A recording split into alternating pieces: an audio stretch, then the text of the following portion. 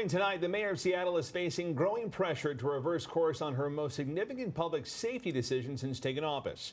Mayor Katie Wilson paused the expansion of city-owned public surveillance cameras. Good evening, I'm Steve Solis. And I'm Molly Shen. Today, City Council member Bob Kettle accused the mayor of violating the law by not turning on new cameras that were approved last year.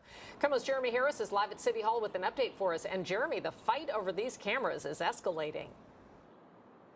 Yeah, absolutely, Molly and Steve. It seems like this issue really is coming to a head here at City Hall. Today, the head of the Seattle City Council's Public Safety Committee said that he believes Seattle is not ready for the upcoming FIFA World Cup games, which start within 2 weeks. He points the finger directly at Mayor Wilson and says she's violating the law and her charter as mayor.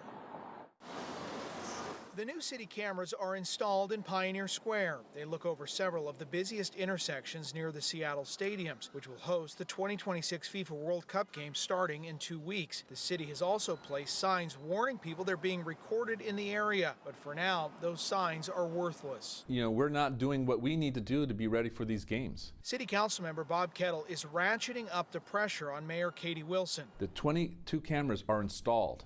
They're ready to go. They just need to be turned on, and they need to be turned on for the World Cup. In this letter to the mayor, Kettle argues Wilson doesn't have the authority to keep the new cameras turned off. They were approved by the council last year to expand the city's real-time crime center network, giving police eyes in public areas. They've already been used to solve violent crimes, including homicides. But Wilson has said she fears the cameras could be hacked by ICE or the Trump administration to target people seeking abortions. Kettle says there is zero evidence to support those fears. Has there been a subpoena?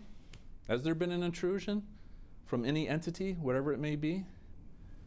Not in ours. Wilson says the cameras can be turned on if there's a credible threat against the games. Here's what she told KOMO about how that will be decided. What's a credible threat and who gets to make the call?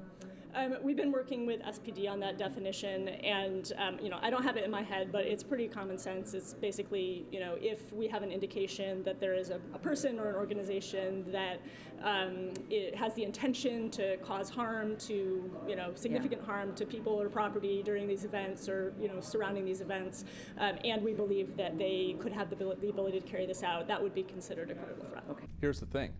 You don't get credible threat warning.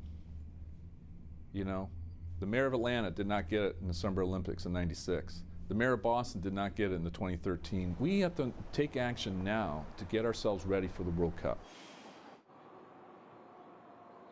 Now, Kettle joins other council members like Rob Saka, Maritza Rivera, who have also encouraged the mayor to reverse her course and turn on those cameras. There's 22 of them.